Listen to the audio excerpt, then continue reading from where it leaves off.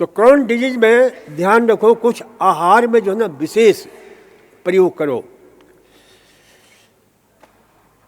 और उसमें जो है ना, एक तो मैंने कहा कि भाई जो अच्छी क्वालिटी के प्रोबायोटिक्स है ना, प्रीबायोटिक्स जिससे प्रोबायोटिक्स का निर्माण होता है, तो हमने प्रयोग किया है।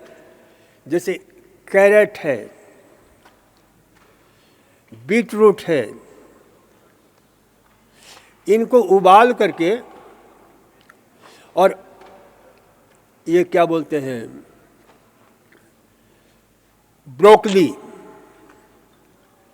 इनको उबाल करके दही में मिक्सी में चला करके पीस लो, स्मूदी बना लो, और चम्मच से धीरे धीरे खाओ, थोड़ा थोड़ा खाओ, एक साथ बहुत सारा मत खाओ। और दिन में हर एक जो है ना करीब 2-3 घंटे के अंदर से लेते रहो, कोई दिक्कत नहीं है।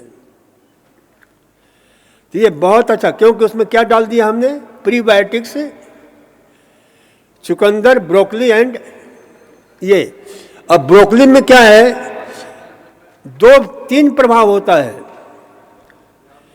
ब्रोकली में एक विशेष प्रकार का एंटीबैक्टीरियल गुण होता है, जिसके कारण बैक्टीरिया के कारण किसी प्रकार की गड़बड़ी हो रही है पेट में, उस एंटीबैक्टीरियल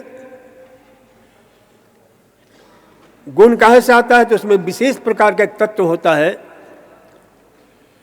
फेनोलिक ग्रुप का, इंडोल्स, जिसका नाम है मिथाइल सल्फोनाइल हेक्साइल आइसोथायोसाइनेट।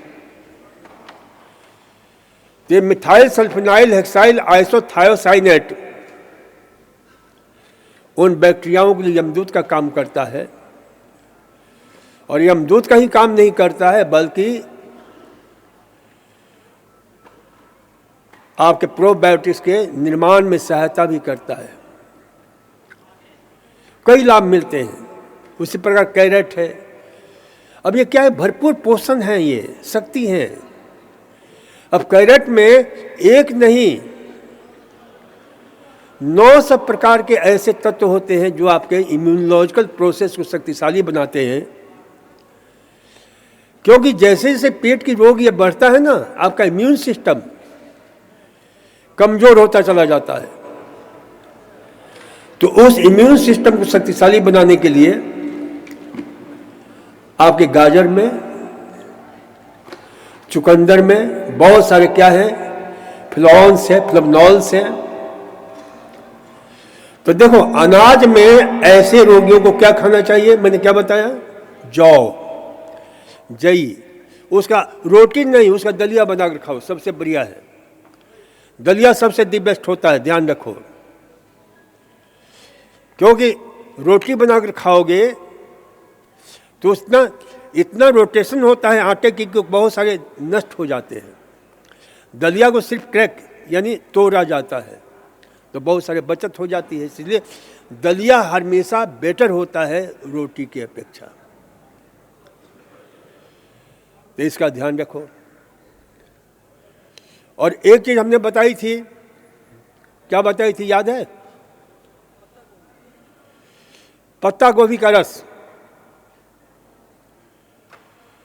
तो उसमें भी एक विशेष प्रकार का तत्व होता है जो अंदर के घाव को भरता है।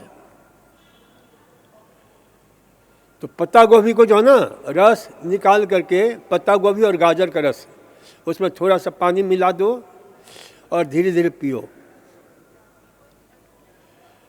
तो ये घाव को, तो उसमें क्या होता है, घाव को भरने वाला तो पोटेशियम आइसोथायोसाइनेट, जो घाव को ही नहीं भरता है और बहुत सारा काम करता है। तो ये लीजिए आप, तो इससे आपको लाभ मिलेगा धीरे धीरे। तो इसे आप, और सबसे महत्वपूर्ण हमने बताया था कि देखो डॉक्टर लोग क्या करते हैं, ऐसे रोगियों को स्टेरॉइड देते हैं। तो वह स्टेरॉइड हमें सबसे बढ़िया क्वालिटी का नेचुरल फॉर्म में कहाँ से मिलता है, नारियल में।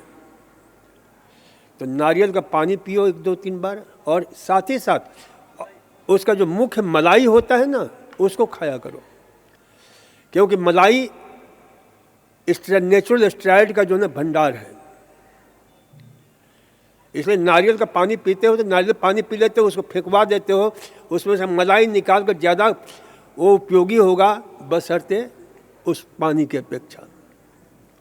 और वो सौम्य होता है, तो आपके पेट के ऊपर सौम्य प्रभाव भी डालेगा। तो ये आप करो। बस आज इतना ही, धन्यवाद, क्योंकि टाइम हमारा हो गया। जैसे